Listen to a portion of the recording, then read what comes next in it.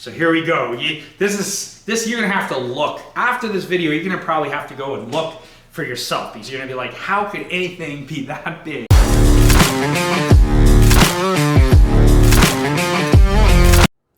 Hi folks, it's Silver Dave at Local Silver Mint. And yes, I am laughing and sort of giggling because of the subject that I want to talk about today.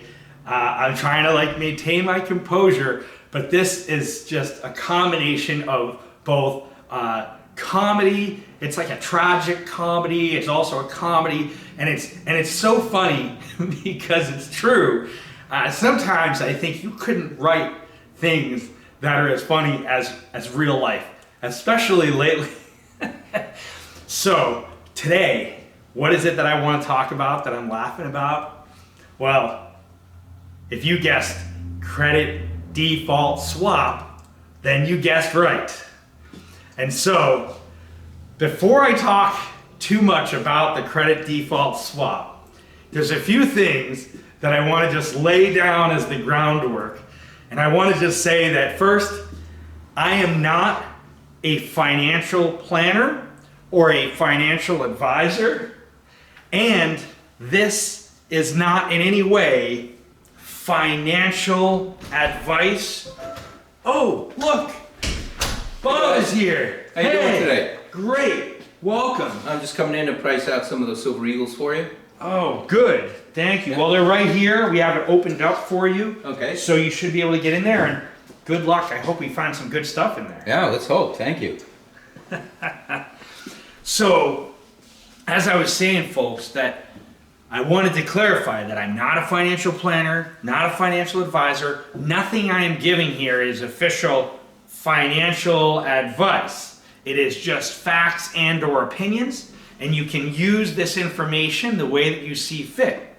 Furthermore, I want to just say that not only am I not a financial planner, but also I don't think any financial planner or financial advisor would ever want to tell you the stuff that I'm going to talk about in this video. I don't think that they would want to talk about this stuff because it might not be good for business. It might be hard to sell financial products when you are looking at some of this stuff here.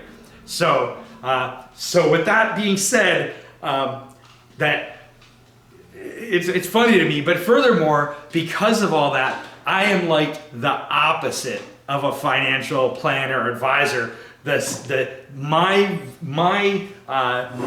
What I think would probably be very different than what most financial planners or advisors might suggest to you, that they may be suggesting to get into stocks and bonds and different financial products like that, whereas I think that that's not as good right now. And quite frankly, my theory is that if you are listening to conventional financial planners and advisors over this next decade, I think you stand to actually lose a lot of money.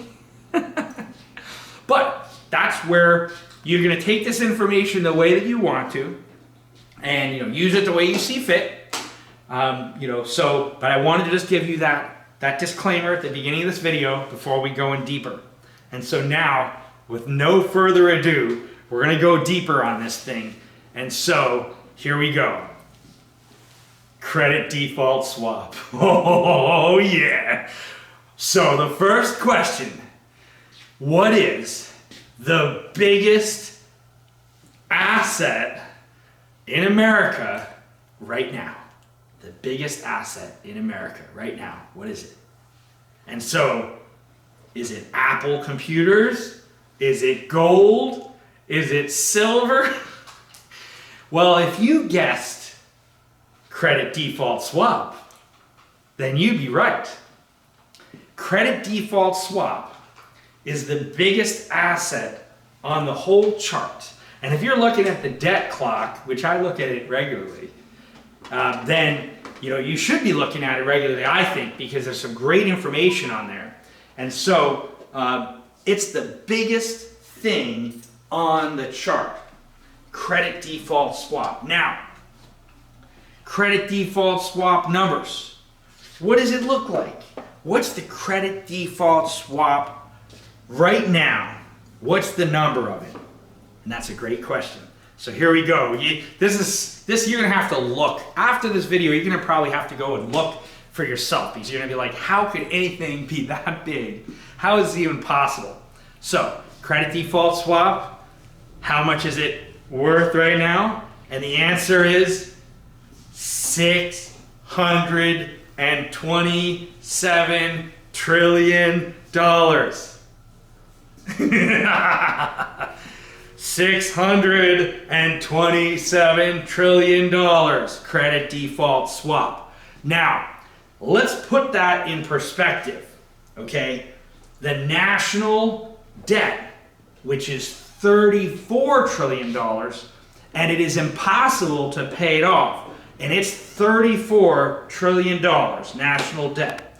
Meanwhile, the credit default swap is $627 trillion, 20 times bigger than the national debt. Whoa. I know, is that a crazy number or what? Oh gosh, I wasn't listening to you. I just found this fantastic coin over here. Oh, what do you got? A 1927 peace dollar. Oh my gosh. Yeah. Isn't that cool? That's amazing. Yeah. It's how worth much- about $400. Yes! Oh, we did good on that one. Yeah, very nice coin. Oh man. Yeah. All right, thanks. Good find. Well, Wow, I thought he was talking about my numbers. He's over here in coin world, just getting deep into the coins, which is fantastic. That's what he's great for. One of his amazing talents. He's very talented in many ways. So that's really good. So yeah, folks, $627 trillion. Now, that is incredible. Okay, so let's take a further look. Like, what is a credit default swap? And I had to have, part of the reason why I'm making this video is because I had to explain to my mother, because she was like, David, what's a credit default swap? Why would anyone want to buy this? I don't understand. Please explain it for your mother. And I'm like, Ma, listen, you gotta understand. So the thing is, the credit default swap, first, in the summary, credit default swap, bad loans that are bought pennies on the dollar by people who intend to collect on the debt.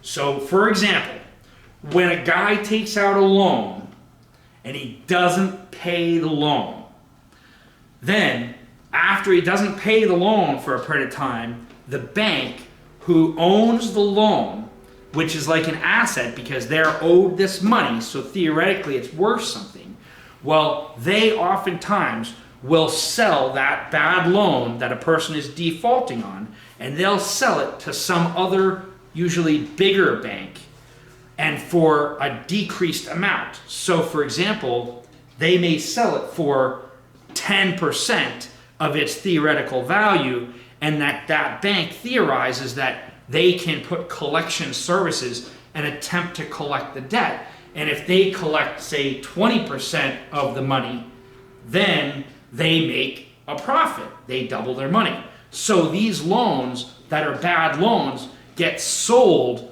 to other banks for pennies on the dollar, and that those banks intend to collect on the debt. Now there's some kind of a siren outside. I don't even know what it is. So if you hear that, sorry folks, but try to stay with me. Side note, I've been seeing ambulances and all kinds of different emergency vehicles lately, a lot more than usual. And so I don't know what it is, if things are really starting to break down, but I think it's quite possible that things are. So going back here, credit default swap, that is banks buying bad loans for pennies on the dollar. And about 10 years ago, the credit default swap number was about 150 trillion. Today, it's $627 trillion. So we're talking about a huge increase in less than a decade. I mean, it took many decades to get to 150 trillion, and then it only took one decade to quadruple it. So where's that number going in the future. And I feel like, well, if you guessed higher, you were probably right. Now, why is this credit default swap a problem? Well, first, I think it's a problem because it's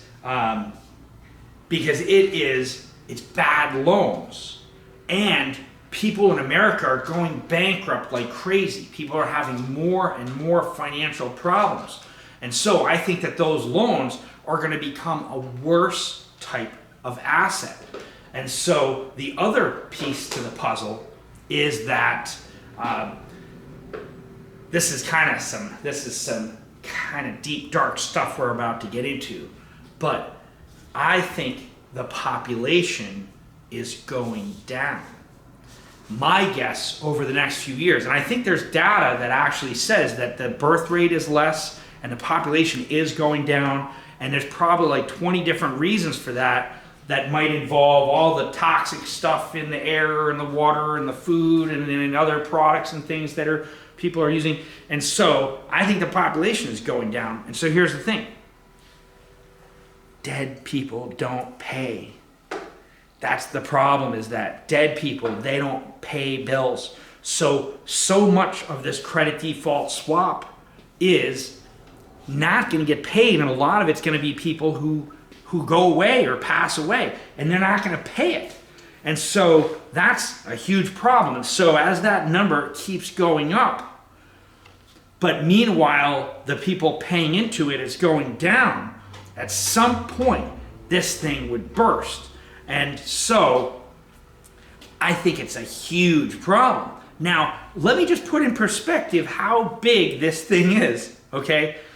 Now, this $627 trillion, if you divided it by 350 million, which is roughly the population in America, it comes up to approximately $1.8 million per man, woman, and child. Okay? The average median income in America is $37,500. That means that if you ignored the fact that that there's that you ignored if you pretended all the children also made that amount of money, and that every living person, including babies, all made the nominal the 37.5 thousand nominal income, it would take approximately 48 lifetimes per person to pay this off.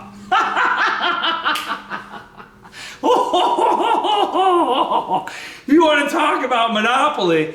Oh man, they push the button and this thing starts putting out these paper things and digital things. You couldn't even imagine. My calculator was like cursing at me to try to put so many numbers and digits. It's like, Dave, this is stressing me out. I'm a calculator, but this number is too high. I can barely even calculate. Like, calculator, hang in there, buddy. I'm pushing the limits of this thing. So, it is. I mean, that's incredible. So, that being said, if the credit default swap busts, that could trigger a financial catastrophe on a global level. And it may cause the greatest depression that anyone alive has ever seen. And I've been thinking this thing's coming. And we don't know what it is that's going to trigger the chain reaction. The house of cards going down. Something is eventually going to trigger it. And I think it leads to a new currency, a new financial system, a digital track, trace, and control you financial system. And that is why, folks, I am Silver Dave, because silver is a great way you can buy things. You can hand it to a person in trade for goods and services, regardless of the condition of the financial system or internet access. And so that's why I'm so into physical silver, because I still want to buy stuff regardless of the condition of the financial system. I still want to survive, and I'm a prepper. I'm an Eagle Scout, and the motto of Boy Scouts was be prepared. So I like to be prepared for things. And so that's why physical silver, but not just 100-ounce silver bars, but also little pieces of silver for barters and trades, little pieces, lots of little bullets, so that every time you go to the marketplace, that you can go to the marketplace 3 times a week, and you can pay the one little 1/10-ounce piece of silver, and then you'll have thousands of those little pieces of silver. And that's why, folks, that's why I'm into physical silver. I still want to buy stuff regardless of the condition of the financial system. And not just 100-ounce bars, but also little pieces, so that I can go to the marketplace and I can buy basic supplies. Like, I think it's important to have physical silver because I think silver is tremendously undervalued.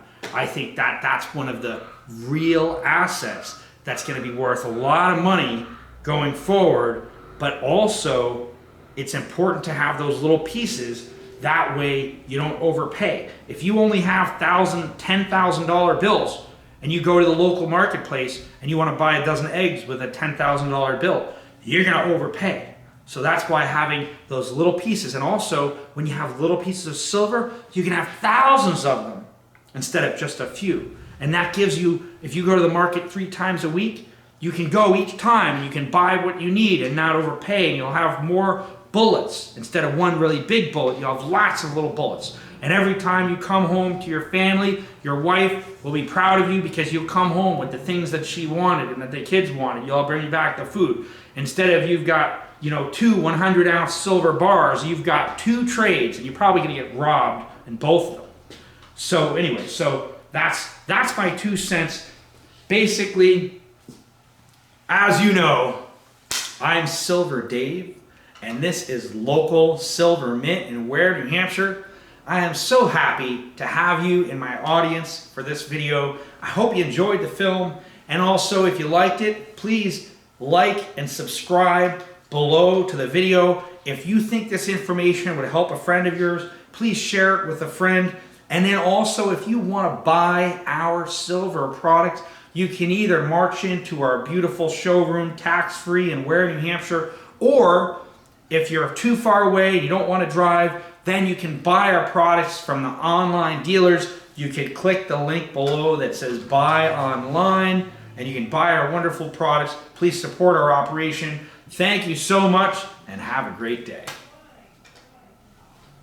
So Dave, you mean that even in the economic collapse, every week I can have fresh vegetables and eggs to eat just by trading with 1/10 ounce silver rounds?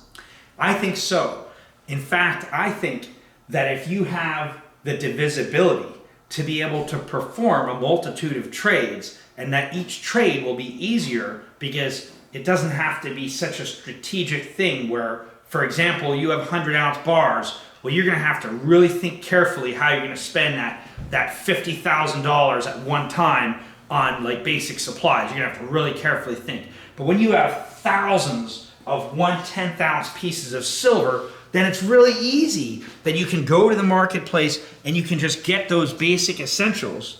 The other thing is that I think people will come from far and wide to find things for you because they know you can pay for it. What I mean by that is that when you have thousands of little pieces of silver and you keep going to the marketplace and you're just dancing your way down, sprinkling these things on people, well, people are going to hear about it. And they're probably going to come from far and wide to present offerings to you. And the guys who have stakes, they're going to travel long ways just to show you their stake. And they're going to be like, they're going to say, Dave, Silver Dave, I heard about your silver. I heard about you, and I wanted to show you, take a look at this beef. And then they'll be like, do you want to buy it? We heard you have this silver. And so they'll be offering things to you. People will be coming far and wide. Versus if you just have 100-ounce bars, yeah, you got a low price per ounce, but you're not going to be even visible in the marketplace because you're only going to make a couple trades and they're going to have to be huge and you're going to have to overpay tremendously. So Dave, you're saying that even in the economic collapse, that I, on a weekly basis, can have fresh vegetables, eggs, and milk if I trade with 1/10 ounce? Yes. In fact, that's such a great point. Because if you don't have 1/10 ounce silver or similar, let's say you have 10 ounce bars. Well, it will be impossible for you to have fresh vegetables, fresh eggs, fresh milk, because you will have to buy so much at a time. If you have a 10 ounce bars, you're gonna have to buy like 6 months worth of vegetables at a time. So it would be impossible to be able to get those fresh vegetables unless you have the divisibility. And so when you've got 1/10 ounce silver, 100 ounces in 1/10 ounce silver is 1,000 pieces of silver. That's 1,000 times that you can go to the marketplace and walk away with fresh vegetables, fresh eggs, fresh milk, and those types of things. Otherwise, you're not going to be able to get those things fresh. Even if they have enough to sell you this massive quantity of it, you're going to have 6 months of it. So that's one more great example of why the little pieces of silver save you money when you spend them, and they give you the advantage in any negotiation.